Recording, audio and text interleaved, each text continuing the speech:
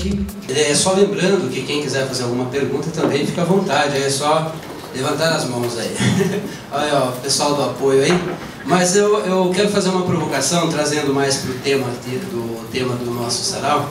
Que é o seguinte, pegando um gancho na fala do professor, do Andrés, a questão... Não, mas eu pegando ali, mal de professor, todo mundo é professor, né? Mas o Brasil tem uma cultura de que o sucesso é vergonhoso e todo mundo quer o sucesso, é uma coisa maluca. É proibido fazer sucesso, mas todo mundo quer sucesso. E a provocação que eu faço é a seguinte, o que acontece no clube, aconteceria numa empresa? Eu penso que sim. A questão é que na empresa a coisa é muito mais controlada e não se tem muita tolerância como se tem numa organização mais aberta, como é o caso de um clube.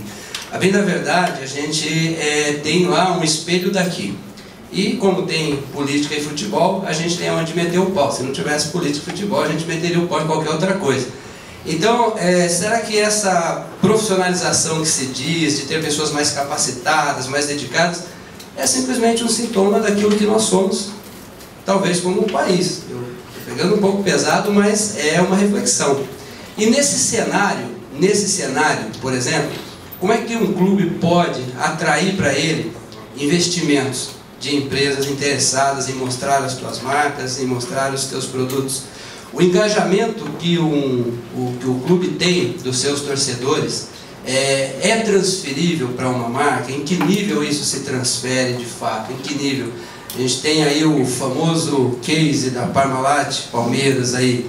Eu não sei em que nível isso acontece. Acho que isso é interessante, porque a entrada de recurso não é só o torcedor lá, né? E às vezes a gente vira a temporada, a gente vê clube aí passando meses sem marca na camisa, por exemplo. Por quê? Então são essas duas provocações. Deixa eu só... Pouco eu vou te explicar. Deixa eu só o apresentar, que chegou depois, aí eu passo de volta para o Andrés.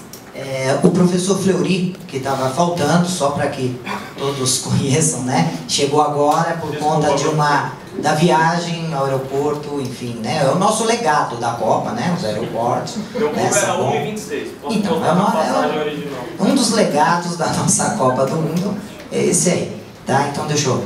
Pode ir. Mas o legado do aeroporto é a Copa do Mundo. O aeroporto tem que estar melhor que 10 anos atrás. Não é simplesmente por causa da Copa do Mundo. Agora tudo que tem que melhorar no país é por causa da Copa. A Copa daqui 30 dias vai embora. Nós tínhamos que ter feito coisas melhores antes da Copa. E pós-Copa continuar. Mas vou te explicar, isso é um pouco de credibilidade. O Palmeiras assinou um contrato há 5 anos atrás com a W Torres, no estádio. Paulo Nobre assinou, ele votou a favor. E agora ele virou presidente, ele está brigando com a W Torres, que o contrato é ruim. Então esse é o grande problema. O São Paulo tinha LG na camisa, e se andava no estádio do Morumbi era tudo Samsung. Porque não sei quem estava em briga lá com a LG, que não dava mais dinheiro, não dava mais sei o quê, e metia Samsung. Então os próprios clubes procuram, procuraram a desconfiança. Então hoje, você pode pegar quem investe no futebol, é 7 ou 8 empresas. Quando entra uma empresa nova, ela dura, dependendo de como for o negócio, ela dura 1 ano, 2 e vai embora. Porque realmente não existe um respeito mútuo por uma empresa. Isso eu acho que os clubes têm que aprender muito. Nós temos aqui grandes agências de publicidade nesse país, que quando você fala dela ir para um clube, trabalhar com um clube, nem eles querem. Porque eu falo, pô, amanhã eu vou arrumar a Ambev da vida. De repente a Coca-Cola vem pagar mais, o cara quer brigar com a Ambev para pôr a Coca-Cola. Porque precisa de dinheiro, tem que fechar conta, não sei o quê. Isso que nós temos que mudar. Eu, quando fechei com a Hipermarcas, quando eu estava quebrando a Hipermarcas, que ela não queria mais, que ela teve que sair por outros problemas, a Gillette queria pagar para o Corinthians. O Luiz Paulo, não foi nem eu, hein? Podia até levar a guarda para mim, mas não, o Luiz Paulo Rosenberg não aceitou.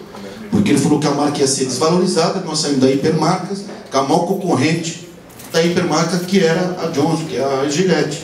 E o Luiz Paulo, na teoria dele, eu fiquei louco, queria matar ele. Mas falou, pô, André, e nós ficamos 4 meses sem patrocínio por causa disso. Aí depois fechamos com outra empresa que não era concorrente da dele. Agora é a teoria do marketing. Nós no marketing brasileiro, no futebol brasileiro, nós estamos muito capenga ainda. O Corinthians deu um salto muito grande nos últimos anos, mas ainda está longe do que tem que ser o marketing. Nós não conseguimos internacionalizar as marcas. nós não conseguimos acabar com essa bosta, dessa pirataria que existe nesse país. Então, tudo isso, falta um pouco de credibilidade dos clubes, da justiça brasileira, da polícia, de todas essas coisas. Então, isso complica muito. Palmeiras, o Santos e alguns que estão sem patrocínio, um pouco é por causa disso. E o único que foi lavagem de dinheiro nesse país que foi provado foi o Parmalat. Foram condenados depois, o Palmeiras condenado porque era lavagem de dinheiro. Então, é complexo essas coisas aí. Então, o que o clube tem que fazer, procurar a dignidade do cara torcer pro seu clube. E parar com esse, pô, lá todo mundo rouba, lá todo mundo não sei o quê. Aí ninguém rouba, eu já falei aqui. E um dos que mais foi que eu li com o Miranda vai voltar a ser campeão do Vasco. Agora, nós estamos numa democracia ou não?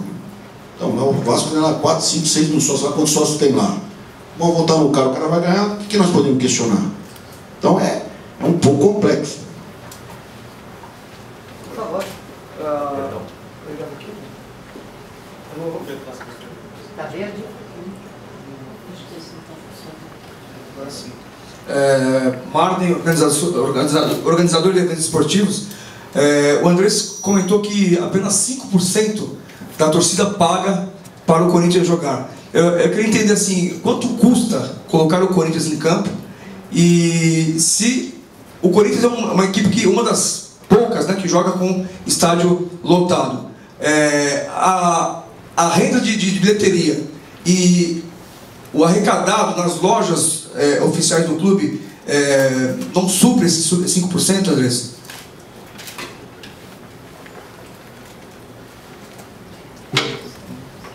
Vamos lá. O Corinthians tem hoje 127 lojas pelo Brasil e o Corinthians ganha 5% do que a indústria fabrica para as lojas e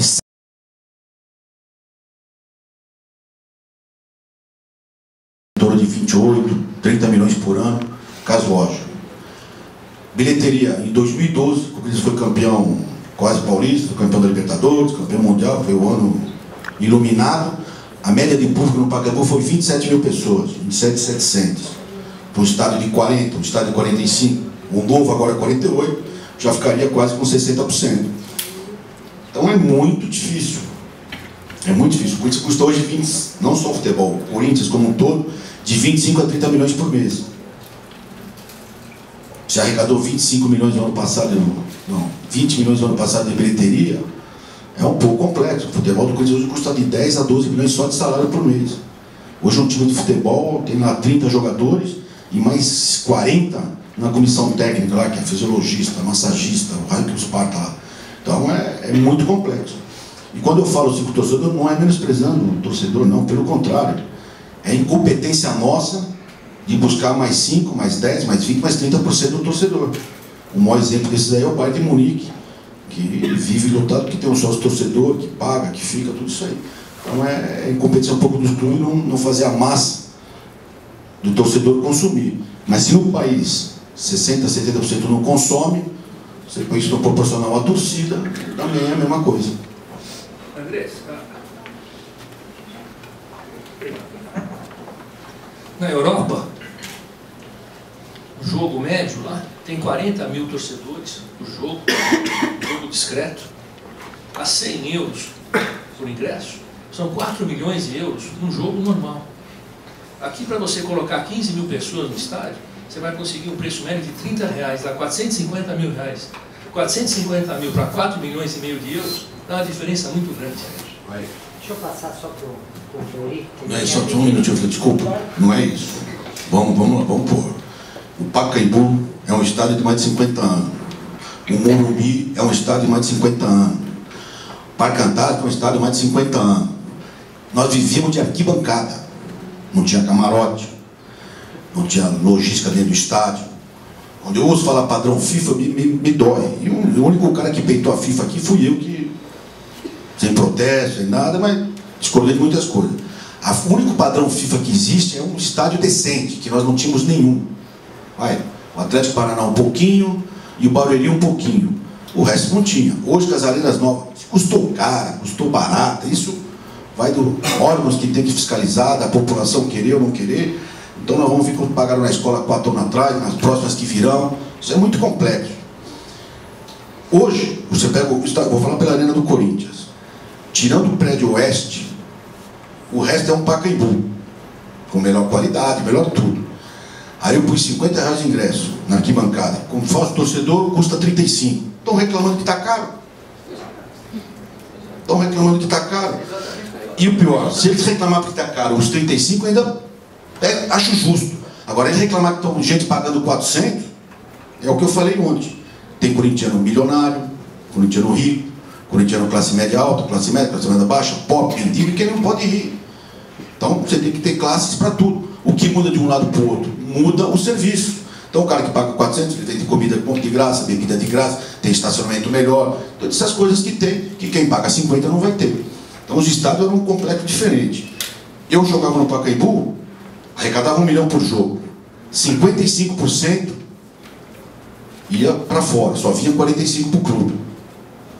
Imposto, taxa de federação, taxa de CBF, seguro, bababá, bababá, bababá.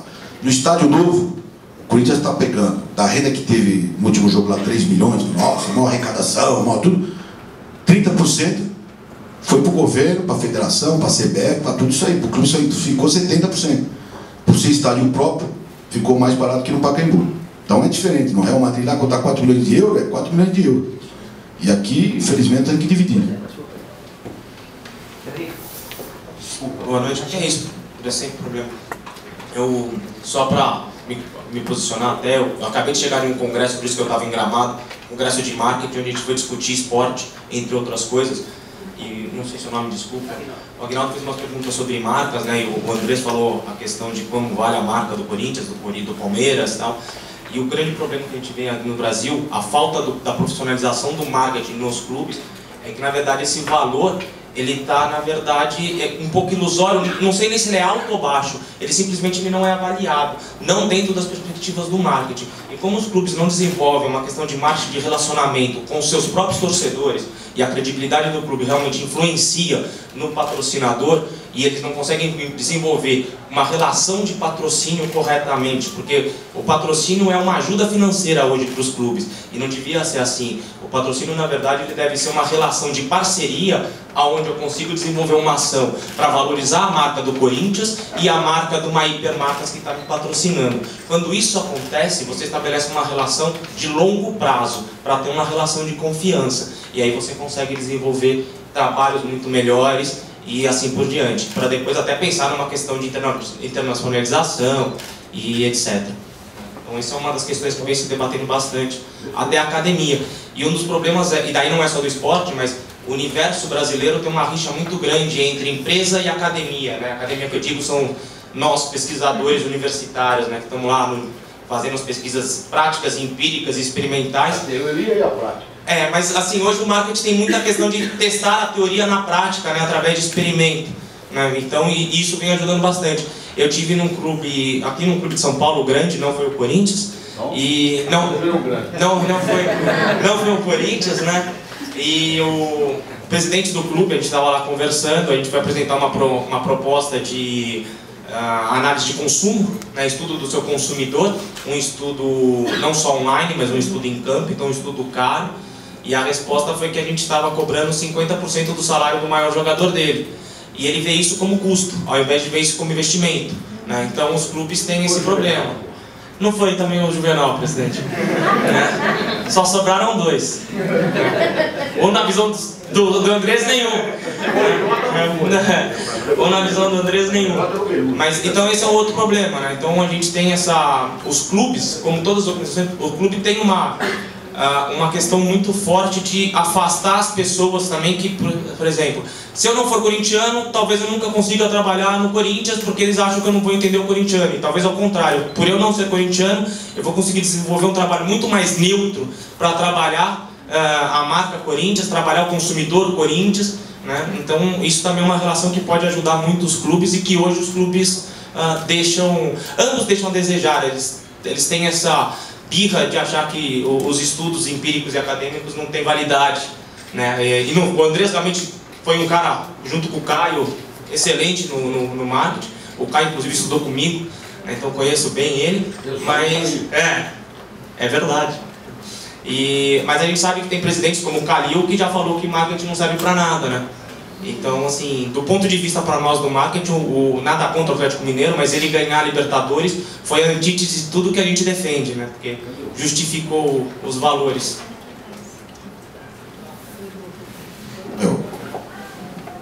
Eu levo hoje talvez uma pecha ou um marketing em cima de mim, que eu que mudei o Corinthians, eu que fiz isso. Eu mudei o Corinthians internamente, realmente. Mas quem fez tudo que foi feito no Corinthians não fui eu. Eu falava pro Rosenberg e pro Caio, vocês fazem qualquer merda. Se der errado, vocês falam que fui eu. Se der certo, vocês vão tocando. Que fizeram merda de monte. Porque o marketing é isso. Ainda mais futebol que estava zerado. Se eu acho que hoje o Corinthians não chegou nem a 50% do que pode no marketing, você imagina o que tem que ir. Mas eles fizeram muitas coisas que deram errado. Você conhece bem, você sabe disso. Mas o marketing, eu acho que é isso. O marketing tem que ter carta branca para tentar fazer de tudo. Umas vão dar certo, outras não vão dar. E na primeira que não dá, já tum. E eu nunca pus o marketing para buscar dinheiro. É óbvio que vai trazer, mas não tem que ser a obrigação disso. O marketing, um clube de futebol, ele tem que trazer torcedor. Eu tenho que saber como eu vou atingir aquele garoto de 7, 8 anos, 5 anos, para daqui 2 anos, 3 anos, 4 anos, você está mais crescendo ainda. É isso aí. Mas o clube tem. Agora, o vôlei, que é um vôlei especial, o vôlei é exemplo nesse país. Porra, se o que fizeram lá no marketing faz no Corinthians, ou faz no São Paulo, faz no clube, aí é tudo preso, hein? Acho que você falou uma coisa importante, André.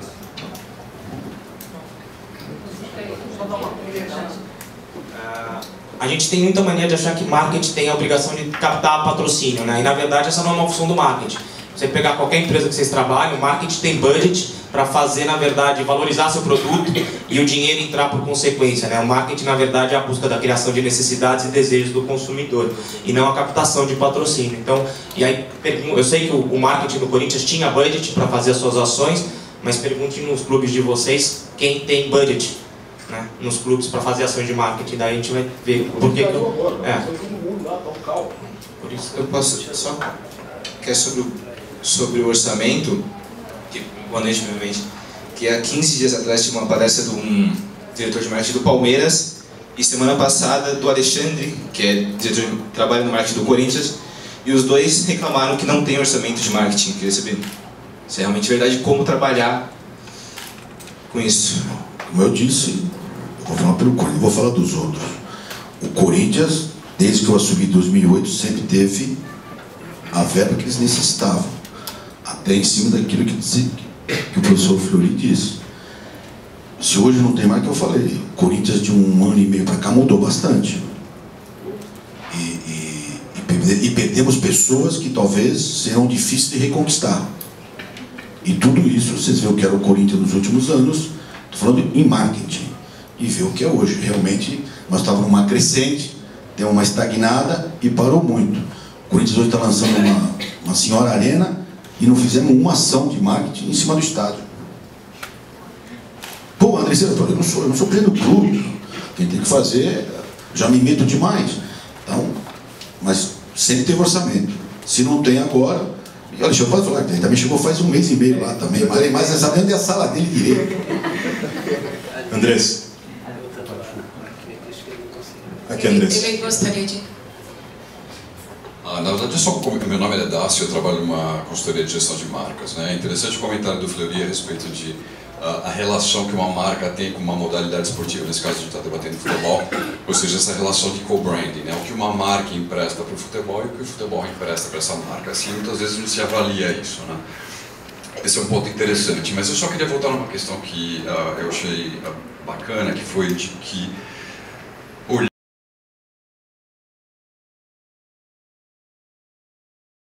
do negócio, nós temos a questão de arrecadação, mas temos também o torcedor. Né? Sob a ótica de vocês, assim, e complementando o seu comentário, Andrés, de que, acho que você falou alguma coisa do tipo, a incompetência é nossa de não atrair o consumidor ou o nosso torcedor. O que falta para conseguir isso? Primeiro, ser menos incompetente. Não, e o povo brasileiro, comparando com a Europa, se consome menos. O salário mínimo aqui é $250, lá é 1.500 euros. Então lá se consome muito mais que aqui. Nós temos, eu entendo que dos 31, 32 milhões de torcedores corintianos, eu tenho que procurar. Hoje eu acho que nós atingimos mais 5, 7% de consumidores corintianos. Todo ano nós temos que crescer 2, 3%, e buscando e buscando. Infelizmente, por 1000 razões, nós vimos nessa crescendo. Eu, quando saí do Corinthians, tinha 168 sócios torcedores. Hoje tem 49 mil. Então, a discussão não é porque nós não temos mais, porque caiu. Então, é tudo acredito. Eu volto a repetir, não estou aqui não aceitando os clubes, dirigentes, nada disso. Mas fora a incompetência, é a falta de credibilidade, falta de mais gestores dentro do departamento. Não o tal da profissionalização, é gestor. O marketing tem liberdade para fazer aquilo que tem que fazer, a administração tem liberdade para fazer aquilo. O aquático que eu comecei a investir, agora foi primeiro aí, depois de não sei quantos anos, foi primeiro colocado no Brasil, que o Pinheiros e o Minas estão desesperados. E como é que o Corinthians conseguiu? Sabe como? Não foi desenvolvendo gestão, foi o quê? Todos os atletas que nós tínhamos, quando faziam 12, 13, 14 anos, que aí entra no que o professor falou. O Minas ia lá, dava R$2.000, R$1.000, R$3.000. O atleta do Corinthians com 12, 13, 14 anos não ia para o Minas, não ia para o Pinheiros. Aí chegou e vai falar, agora também fica aqui, paga todo mundo aqui. E pagou e chegou onde chegou. Então, como o professor falou, hoje não tem basquete, futebol de salão, natação, não tem mais nada amador. Tudo hoje é profissional. Tem gente que fala salão ganhando R$100.000. Mas a primeira coisa é por gente de gestão e no clube dar liberdade para esse gestor trabalhar. Eu acho que isso é fundamental, porque os clubes são muito engessados realmente. Andrés, boa noite. Meu nome é Anderson, mexo com projetos na área esportiva, iniciando. Em cima daquilo que você falou bem anterior, e pegando um gancho referente a isso, referente a torcedores. Hoje está acontecendo uma coisa assim, hoje não, vem acontecendo faz um tempo, crescendo. O número de torcedores brasileiros que torcem para outros times e depois para times aqui do Brasil, ou nem isso. Quer dizer, no meu entendimento, uma das coisas que complicam são números de jogos que acontecem no país, que não fica atrativo, além dos estádios e tudo isso que vocês colocaram aqui. Uma das coisas seria rever esse calendário, independentemente da Europa, ver uma coisa que seja dentro das nossas necessidades e possibilidades do país. Primeiro, é a tal da globalização. Na Europa, você vai num jogo de futebol, ou você está vendo na televisão, saiu uma briga, sabe o que acontece na televisão? Não. Aqui, a câmera vai lá dentro para ver quem está dando soco, quem vai bater, quem vai perder o dente. E o cara quer saber se ele tinha uma espinha que nem eu aqui, inflamada. Então nós mesmos, às vezes, incentivamos isso. Tem programa hoje na televisão que fala de morte, de assassinato e tudo, que dá mais ibope que qualquer outro de cultura, ou de cinema, de qualquer coisa. Então é o Brasil, pô. Nós temos aí que mudar isso aí, a juventude tem que ir mudando isso. Tem muitos jogos aqui, tem muitos jogos aqui. É um país continental, tem os malditos estaduais, que eles têm que ou acabar, ou por ser maior, porque tem time. O professor não deu tempo de falar, mas tem time aqui em São Paulo, não é nem Maranhão, em São Paulo, que começa a treinar em dezembro, começa a jogar no meio de janeiro, acabou o Paulista, se ele não foi para a final, até o final do ano não joga mais. São 30 jogadores, treinador, tudo isso aí. Então, ou passa o Paulista, os regionais, o ano todo, tem que achar um meio do calendário, ou tem que acabar clube. Tem muito clube. Tem muito jogo de futebol. A televisão hoje passa jogo terça, quarta, quinta, sábado, domingo. Então é complicado. Uma hora é pay-per-view, uma hora é TV fechada, uma hora é TV aberta. Então é um pouco de tudo. Fala lá, o cara deu um pênalti errado. Roubou lá um pênalti. Pá! Pô, no dia seguinte as empresas falam, foi errado, não devia ter sido pênalti. Acabou. Não se fala mais nisso. Porque meu filho com 6 anos está vendo, pô, mas roubaram. E na terça-feira roubaram. Já que ele perdeu aquele porque roubaram. E às vezes hoje falam de 3 anos atrás. Ou aquele juiz roubou. Pô, cara, eu vou assistir futebol, vou ver vôlei, vou ver não sei o que, eu vou torcer pro Barcelona. Infelizmente nós mesmos estamos prejudicando o próprio futebol. Então é um pouco de tudo e tem que ser revisto tudo isso aí. Mas tem que ter uma revolução que sei lá quando vai acontecer. Mas não está longe.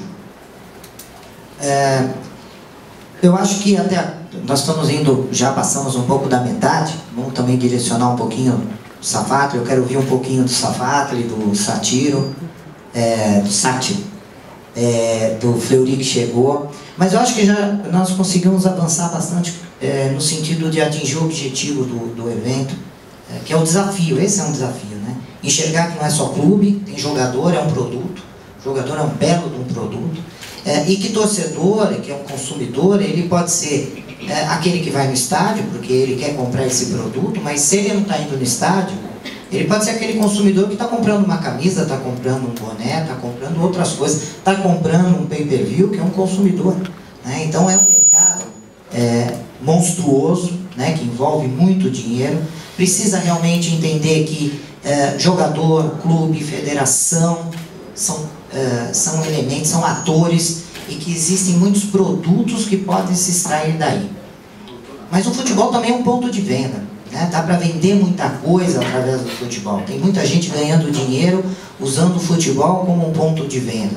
E também o futebol é um meio de comunicação. Eu acho que é um resumo de tudo que nós estamos falando, que realmente é um meio de comunicação, tem atributos, né, de força, de vitória, de glória. Cada clube traz. Eu queria ouvir um pouquinho do José Santiago, porque ele fez um trabalho muito bacana com os escudos do clube. O clube, a história do clube, a característica do clube, as vitórias que o clube tem, vão criando atributos para a marca, né? Então o Corinthians não é à toa que é um time guerreiro, que é de luta, ficou um tempão sem ganhar campeonato, e isso às vezes até favoreceu do ponto de vista de atributos de marca, porque aquela luta, aquela vontade de cada ano ganhar um campeonato. O corintiano hoje ele tem a camisa do Zé Maria cheia de sangue, a raça corintiana. Outros torcedores, outros clubes também têm na sua história, no seu mascote, né, na característica do torcedor, atributos que são importantes para a marca. Não é à toa que uma marca vai escolher um determinado clube, porque ali tem atributos que interessam associar a marca. Então, como mídia, como ferramenta de comunicação, o futebol é fantástico, né?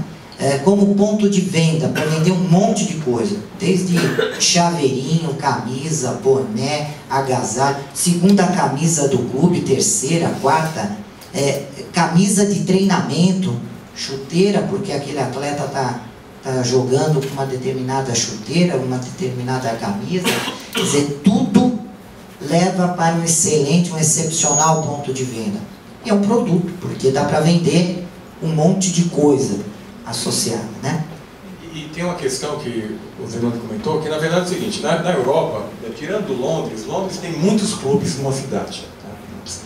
Tá? A maioria das cidades grandes tem 1 ou 2 clubes no máximo. São Paulo tem 4, 5 clubes, né? O Brasil tem muito clube. Tem muito clube.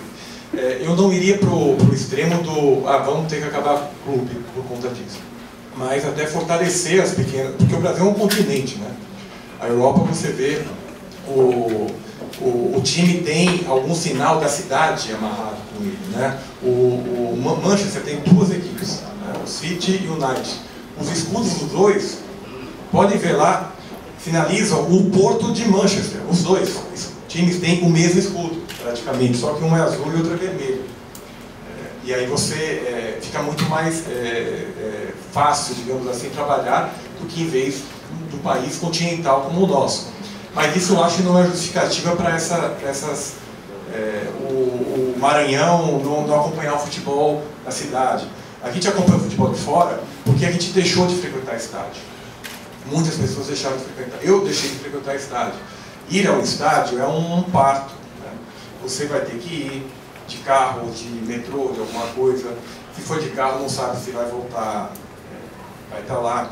O ponto de venda hoje, até, existem muitas lojas próprias, do Corinthians, principalmente, do São Paulo. Antigamente você não sabia onde você comprar uma camisa oficial, você quer comprar do clube, você não tem um ponto de venda do clube. Né? Exato, que na verdade é pior para o clube. Se eu contar a história para... Que é pior para o clube, que é pior que o clube. Você chega no estádio algumas vezes, a loja do clube, do estádio, está fechada. É um ponto de venda potencial, porque você chega em qualquer jogo de beisebol nos Estados Unidos, você vai lá, tem a bola do jogo já, a venda naquele dia mesmo. Você fala, poxa, mas se não tivesse jogo? Não, o jogo vai ter, está lá o produto lá na venda. Isso a gente fala do futebol. E o futebol, pessoal, o Brasil é um país monoesporte. É só futebol. Quer dizer, a gente não pode, assim, lógico, eu concordo com o André, até comentou um caso do Giba. Ele não falou o nome, mas é o Giba que foi pego com droga e foi tratado de uma forma bem diferente que outros jogadores de futebol. Mas o vôlei, o basquete, eles sofrem muito, porque a verba é muito pequena para eles, sobra muito pouco. E tem uma coisa que a gente nota, ninguém fala o nome o patrocinador, na verdade é o nome do time. E você assiste jogos de vôlei, de basquete na TV, você vê o time de Osasco. Quem que é o time de Osasco? É o time que banca o Osasco, que não é falado, né? Não pode falar, porque não tem identidade. Isso é um parto. O futebol, ele reclama o futebol, e com razão, e tem muita negócio, mas o dinheiro todo vai para o futebol. E o futebol, porque nós gostamos, o brasileiro não gosta de futebol, na verdade o brasileiro gosta de ganhar. E o que ganha é o futebol. Então, por isso que muitos falam assim, eu assistia a Fórmula 1 na época do Senna. Não, então você não assistia a Fórmula 1, você assistia o Senna porque o Senna ganhava. Quem gosta de vôlei agora? Aqui. Acho que nós perdemos no final de semana 2 partidas para a Itália, né? Porque transmitiu sexta-feira Brasil e Itália na TV. Vocês assistiram? Alguém assistiu? Então, quem que vai assistir? Nós temos problema de calendário também. Nós temos muito problema, mas o cara... Não, o vôlei é pior que o futebol, porque o vôlei tem competições que acontecem todo ano a mesma competição. Fica 6 meses com a seleção. E isso é pior, mas aí a verba é muito menor. A verba, a gente está falando de uma quantidade de dinheiro muito menor. Mas a questão do... Fica alguma parte com a lá, mas Como você falou, não posso afirmar nada. Não posso afirmar nada. Esse foi provado e condenado. Eu não posso provar nada. E aí, existe uma coisa que falta no futebol muito, que eu noto como consumidor, uma coisa que você falou, é o ponto de venda. A gente vê muito poucas possibilidades de você comprar o produto oficial do clube. Hoje você até acha, hoje tem a tal de pirataria que você compra uma camisa perfeita. Certo? Eu até achei boa a ideia agora que lançaram, não sei se falar bem da CBF é coisa boa, mas eles lançaram a camisa de torcedor, que é uma camisa muito mais barata do que a camisa convencional. A camisa convencional da seleção é 200 e poucos reais. E tem uma camisa que é 90. Que é uma camisa muito legal. Antes o torcedor não tinha essa opção. Ou ele comprava de 300, e tem torcedor que compra, mas é a minoria. Teremos que ter várias linhas de produtos, teremos que chegar mais isso. Hoje eu vejo, loja do Corinthians, por exemplo, eu vejo em qualquer lugar, todo lugar tem uma loja. São Paulo tem, o Palmeiras eu vejo poucas lojas, mas deveria ter mais lojas, deveria ter mais em outro estado. Nisso os clubes cariocas estão à frente, porque você vai no Nordeste todo, tem lojas e clubes cariocas. Hein? Não, mas é tudo... Tem isso.